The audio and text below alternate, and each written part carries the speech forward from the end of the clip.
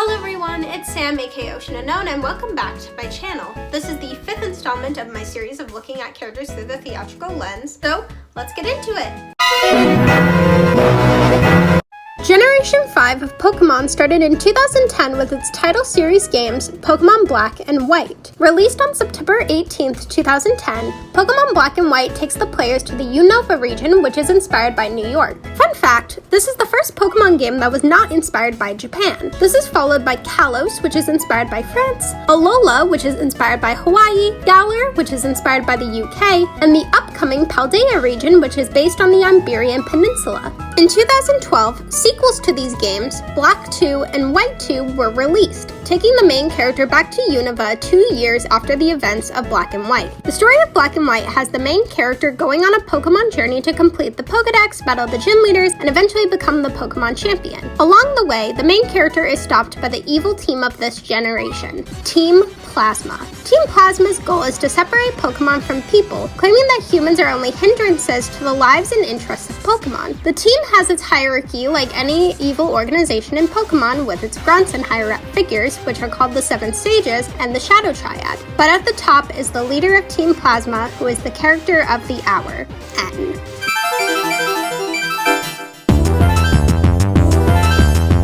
N, full name, Natural Harmonia Gropius.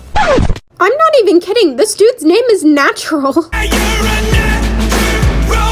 N is the king of Team Plasma in Pokemon Black and White, and he is one of the players' rivals. He is 20 years old in the events of Pokemon Black and White, and he aspires to separate people from Pokemon. When he was young, he was orphaned and left in the woods. There, he was raised by Pokemon until one day, a man who claimed to be his father took him in. This man is Getsus Gropius, the leader of the 7 Stages in Team Plasma. Getsus raised N along with his foster sisters, Anthea and Concordia. He will let N play with Pokemon, but only Pokemon who are hurt and abused by humans. Years later, in the opening of Pokemon Black and White, N is crowned by Getsus as the king of Team Plasma. In the events of Pokemon Black and White, the main character meets N in Akumala Town at one of Getsus' speeches for Team Plasma. N talks to the main character about how he can hear their Pokemon's voices. This is where we learn that N can talk to Pokemon. He also has a tendency to talk very fast, which shows in the text speed of his dialogue. Even if you have text speed adjusted to slow on your Nintendo DS, his text will still be faster. He challenges the main character to a Pokemon battle, and upon being defeated, he says, "As long as Pokemon are confined in Pokeballs, Pokemon will never become perfect beings. I have to change the world for Pokemon, because they're my friends." The main character runs into him again in Nacron City, and he says to the player, "I want to see things no one can see. The truths of Pokemon inside Pokeballs. The ideals of how trainers should be. And a future where Pokemon have become perfect. Do you feel the same?" The player can answer yes or no, but either way, he challenges them again to a Pokemon battle. After being defeated, he reveals his goal, to be a hero. He says, "Right now, my friends aren't strong enough to save all Pokemon. Maybe I can't solve the equation that will change the world. So, I need power. Power enough to make anyone agree with me. Now I know what power I need." He says he needs the power of the box art legendary Pokemon of the games, Zekrom or Reshiram respectively. The legendary Pokemon that, along with the hero, created the Unova region. It's my turn to become that hero, and you and I will be friends. The player runs back into him in Nimbasa City at the amusement park. He asks them if they're looking for Team Plasma and tells them that they're at the amusement park. He can't find them, so he asks the player to go on the Ferris wheel with him. He then reveals his true identity by saying, "First, I must tell you, I am the king of Team Plasma. Getsus asked me to work with him to save Pokemon. I must say this now. I love this scene so much. He really waited to be in an enclosed space up in the air to tell the main character his biggest secret." Him and the player get off the Ferris wheel, and they are met by 2 Team Plasma grunts who refer to N as their lord. He tells them to retreat as he battles the main character. After being defeated a 3rd time, he says, "You're quite strong, but I have a future that I must change. And for that future, I'll defeat the champion and become unbeatable, unlike any other. I'll make all trainers free their Pokemon. Just try to stop me. Try and stop me there, if you dare. If conviction is not strong enough, you will never be able to defeat me." The player encounters N again in Chargestone Cave with the Shadow Triad. He says, "I told Getsus about you and your friends. After I did, he apparently used the Shadow Triad to find out about you. Charon is pursuing the ideal of strength. Poor Bianca has faced the sad truth that not everyone can become stronger. And you are not swayed either way, more of a neutral presence, which is apparently a good thing. Team Plasma will be waiting for you ahead. Getsus wants to see what kind of Pokemon trainer you really are. Many different values mixed together, and the world becomes gray. That is unforgivable. I will separate Pokemon and people, and Black and White will be clearly distinct. Only then will Pokemon become perfect beings. Yes, that is my dream. That is the dream I must fulfill. Similar to our other resident Pokemon unhinged pretty boy, Volo, he asks the player if they have a dream of their own. They battle, and upon being defeated, he says, "Why? Is it impossible for me to win while feeling bad about being a trainer? As if I could pursue my ideals or the truth depending on the game with something as meaningless as a battle. As if that could make me worthy to become friends with a legendary Pokemon. Professor Juniper, what are you thinking? You appear to have no qualms about the relationship between Pokemon and people. You put Pokemon into categories using arbitrary rules and think you can understand them like that. The very idea of a Pokedex revolts me. What do you have to say for yourself? You're saying I should just allow people to think whatever they want and treat Pokemon however they want, no matter whether the Pokemon suffer, or refuse to tolerate the existence of a world like that." They run into each other again in Mistralton City, where he asks to talk to the player's Pokemon to understand the person the player is. This is where he starts to see holes in his morality and goals. The main character's Pokemon trust them, so he says, "If every person in Pokemon cared about one another like you two do, I could watch over the future of people in Pokemon without having to liberate Pokemon from people who just use them." He tells the main character that Team Plasma are looking for stones to resurrect the legendary Pokemon so he can become its friend. He then says, "That will show the world that I am the new hero. Everyone will follow what I say. My vision is to change the world without using force. Trying to change the world by force will just make others resist. If people resist, the ones that will be hurt are the innocent Pokemon used by foolish trainers. You understand. Pokemon are not just tools for people to use. As a result, Pokemon and trainers who care about one another, like you and your Pokemon, will be separated, and that does break my heart a little." Before the grand finale of Pokemon Black and White, the main character encounters N one last time in Dragon Spiral Tower. Here, N successfully befriends either Zekrom or Reshiram and continues to go on about his want to be a hero and fulfill the potential of Pokemon. After this interaction, the main character continues on their quest to get all 8 gym badges, go to the Pokemon League, defeat the Elite Four, and then challenge the champion of the Unova region, Alder. Sounds easy, right? Wrong. Someone has already defeated Alder. N is now the Pokemon League champion of the Unova region, and he thanks his legendary partner for his victory. He says, "As a trainer who far outmatches the champion, I shall issue an order across Unova. Trainers of the world, free your Pokemon. You and I both put our beliefs on the line and fought with all our strength. And I won." He notices the player and says that in his envisioned perfect future, the player obtained a stone for the other legendary Pokemon, which the player has in reality. And then, I'm just gonna play the clip.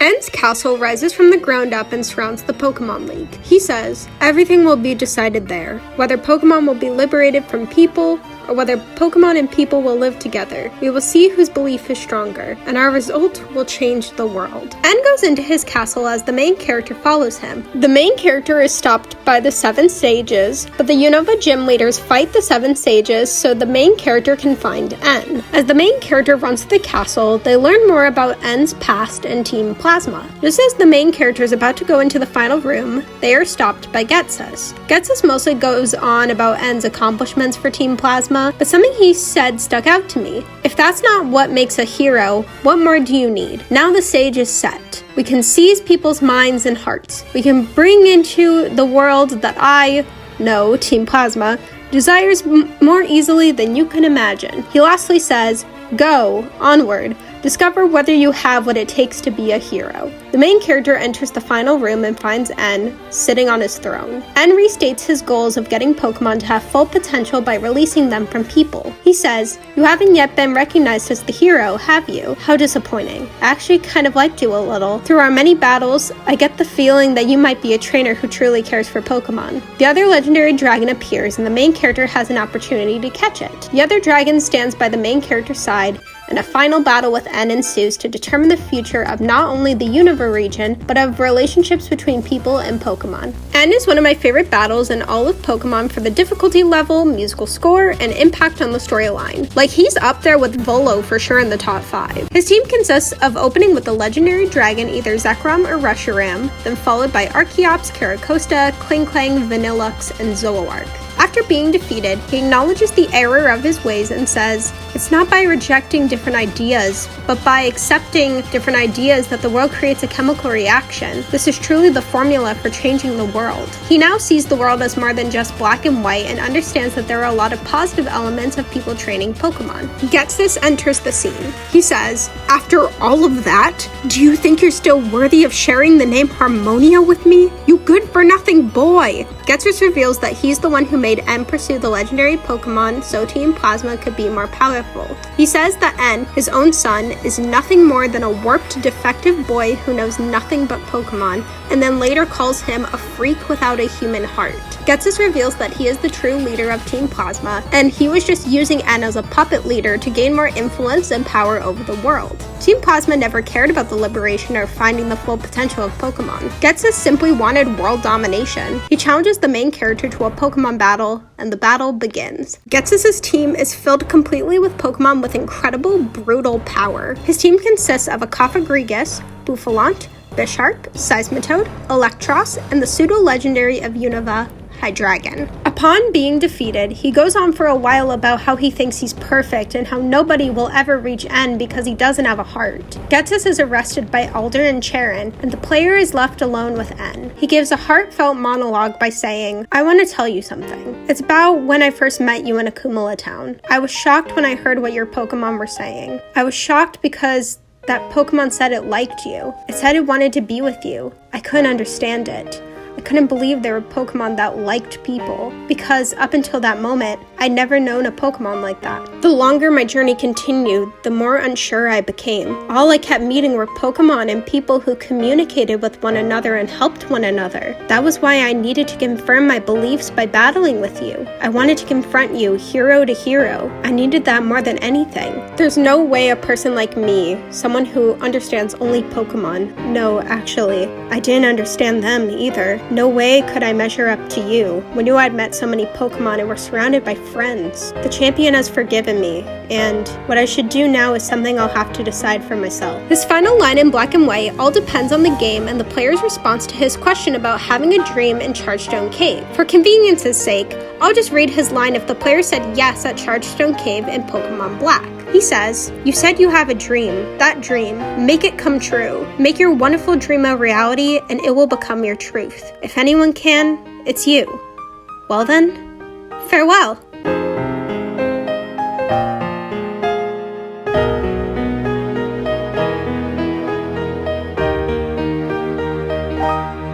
Moving on to his story in Black and White 2, the player goes back to Unova 2 years after the events of Black and White, and Ghetsis has completely rebranded Team Plasma. Team Plasma is now out in the open as a criminal organization who just wants world domination and power. Throughout the story, Ghetsis is trying to get power by summoning the third legendary dragon of Unova, Kyurem, who is an ice and dragon type. With ice, Ghetsis freezes Opelucid City and acquires Kyurem and the DNA splicers. The main character follows Ghetsis into the giant chasm where Ghetsis has Kyurem. Ghetsis orders Kyurem to kill the main character, but then we hear a familiar voice.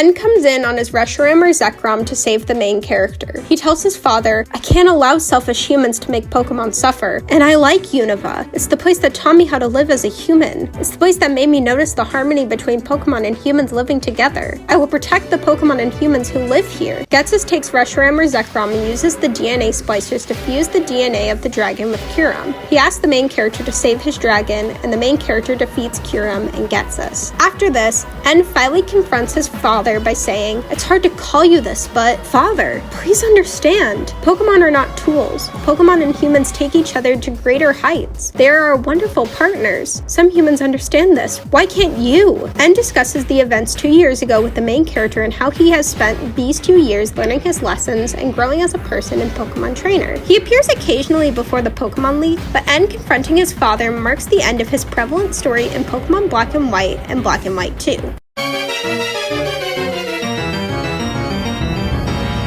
As always, we have to identify the protagonist, antagonist, given circumstances, and climax. Starting with the protagonist, while we as the player play through the main character's eyes, the protagonist of Pokemon Black and White is actually N. N has a clear goal throughout the story, and the story mostly follows his goal. Moving on to the antagonist, while I could repeat what I did with Volo's video and make the main character the antagonist, I'm not going to. There could be an argument made for the main character being the antagonist like I did with Ray and Akari for Volo, however, I disagree. the antagonist of N's story is his adoptive father, Getsus. Getsus actively uses N to achieve his own goal, which prevents N from achieving his own personal goal. Getsus stops N from understanding the harmony between human and Pokemon and verbally abuses him. With Black and White 2, the story fits more of the villain is actually the protagonist trope in the theatrical lens, with the protagonist being Getsus. Getsus has a goal of world domination, and the main character is trying to stop him, which makes the main character the antagonist of Black and White 2. Since N only has his one main appearance in Black and White 2, he is merely a small antagonist in that game in the theatrical lens. His arc in Pokemon overall, however, ends in Black and White 2, so he doesn't have his character climax in Black and White. As for given circumstances, N has plenty of them, especially regarding his dysfunctional family. Some of N's given circumstances are that he was orphaned and left in the woods, he was taken care of by Pokemon before being taken in by Getsus, he was the puppet leader of Team Plasma, and he can talk to Pokemon. Next is the climax. In Pokemon Black and White and Black and White 2, these games have 2 different climaxes. In Pokemon Black and White, there can be a couple of arguments made for different scenarios like catching the legendary dragon, N raising the castle, the final battle with N, or even in the post-game when the character finally battles the Unova champion, Alder. However, the climax of Pokemon Black and White in the video game lens is when the main character battles Getsus. Getsus is the last thing standing in the way of victory and from N's freedom to pursue his own goal. Despite this, the climax of N's story in Pokemon is in Pokemon Black and White 2 when he saves the main character from Getsus. This answers his major dramatic question. N's major dramatic question in Pokemon is, will N be a hero? Throughout the story, N aspires to be the next hero for the Unova region, and he is willing to do anything to achieve his goal at the start. The actions he does throughout the story show his efforts to become a hero in his own right, but he is doing it for the wrong side of morality. He's achieving power, but for the side of evil. Even though Getsus is using N's desires for his own personal gain, N is able to have his own goal, and with the main character's help, he is able to stop his father at the time of Pokemon Black and White. He leaves his castle on the back of his legendary dragon, and he reflects on his journey for the next 2 years until the events of Pokemon Black and White 2. N's question is answered when he saves the main character from Getsus and confronts his dad once and for all. The answer to, will N be a hero, is yes. After his defeat in his castle and all of his reflection, he finally became the hero he desired to be for so long. N is a very popular Pokemon character. He has the perfect formula to be a fan favorite. Interesting story, morally ambiguous, somewhat relatable, and can I just say, cute? Like, I'm an asexual lesbian, but N is a cute guy, and most of the Pokemon fandom agrees with me. Man, if I had a nickel for every time I found a morally ambiguous male Pokemon character cute, I'd have 2 nickels. Which isn't a lot, but it's weird that it happened twice, right? I also so badly wanted to put in a joke about me finding a guy named after the 14th letter cute twice related to N from the K-pop boy band VIX, since he's my bias in that group, but I didn't want to be redundant. I would have made that joke twice.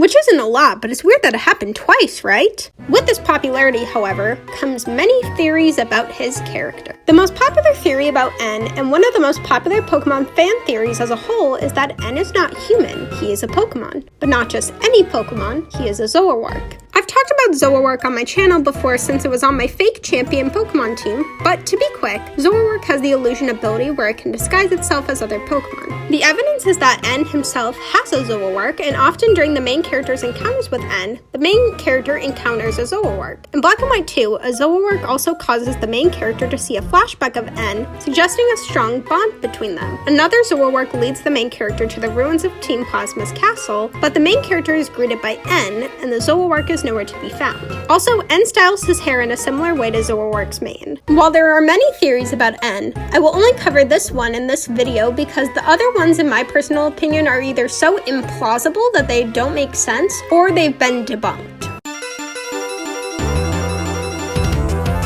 As I've done with all of the characters in the series thus far, I'm going to discuss some more theater elements in N's story. Starting off with themes in the characters, each of the main characters in Pokemon Black and White represent the theme of the games: truth versus ideals. The two other rivals, Charon and Bianca, represent the two sides of the conflict. Bianca represents those who pursue the truth, which is why N says the line about her facing the hard truth that not everyone can become stronger. Even though she realizes she's not as strong at battling as the main character Charon or N, she perseveres and goes on her own path to become a Pokemon researcher. Charon represents those who pursue ideals, as he wishes to become an idealized version of himself by becoming the Pokemon champion. Despite his goal, Charon doesn't have an exact reason as to why he wishes to become the champion, which causes Charon to wonder what it means to be strong and to grow. The main character represents the gray area in the conflict as they try to understand truths and ideals. N represents conflicted morals as he teeters the line of pursuing either truths or ideals. N pursues an idealized world where Pokemon and people are separated and have received full strength potential, yet he also pursues the truth of what is best for Pokemon. The characters, including N and Pokemon Black and White themselves, represent the conflict of the games, which adds a lot of symbolism to their characters as a whole. This next element isn't a theatrical element, but it is still very interesting. When you look at N's Pokemon teams, he was truthfully carrying out his ideology of not using Pokemon as tools. There are many Pokemon he uses throughout the game that never appear on his team again. Some examples include a Purloin, Tympole, Joltik, and Sigilyph. N gives away some of his Pokemon to the main character, and if you keep those Pokemon, he mentions them and thanks you for taking care of them. The fact that these Pokemon never appear on his team again shows that he was releasing most of the Pokemon he used and wasn't going against what he believed in. He also throughout the story uses every single type of Pokemon. Lastly, Ghetsis' team at the end of Black and White perfectly counters N's team. Seismitoad beats Archeops, Electros beats Caracosta, Bisharp beats Vanillux, Bouffalant has coverage for Zoroark and Klinklang, and Hydreigon beats Zekrom or Reshiram. This could potentially mean that if N couldn't fulfill the goals of Team Plasma, Ghetsis was fully prepared to take him out himself. Lastly, let's discuss the color psychology behind N's character design. His design is quite simple: a white button-up shirt with a black turtleneck underneath, khaki pants, a black and white cap, and long green hair tied into a ponytail that matches his shoes. He also has a black, blue, and yellow necklace along with a cube hanging on his belt that is similar to both a Rubik's Cube and a Void Cube. This cube is symbolic to the mathematical motifs with N's character. N is shown to be very smart throughout the story, and counting from middle C equals 1, the notes in the 4 ascending arpeggios at the start of N's battle themes correspond to the first 8 prime numbers. N's design is made to make him look familiar yet slightly different to the main character. He wears normal teenage clothes along with a hat, which is a staple for a Pokemon main character. The black and white in his design is evidently a nod to the game's titles, and then there's the green. His green hair and shoes create balance in his design, but also serve as a method of creating a divide between the main character and him. The color that Pokemon main characters are the most associated with is red. I mean, the first main character of a Pokemon game is literally named Red. Their outfits tend to be filled with red color items, and standard Pokeballs are also red. Since green is the opposite of red on the color wheel, N's green hair and shoes contrast the red in Hilbert and Hilda's designs. Green being used for opposition of a main character. Sound familiar? N's design is meant to contrast the main characters and to represent his role as the rival and anti-hero of Pokemon Black and White.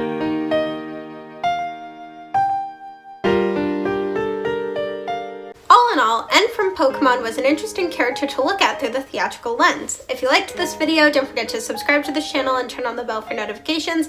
1 like equals 1 Getsus chant. Comment down below what characters you would like to see in this series next, and I will see you all in the next video. Thank you so much!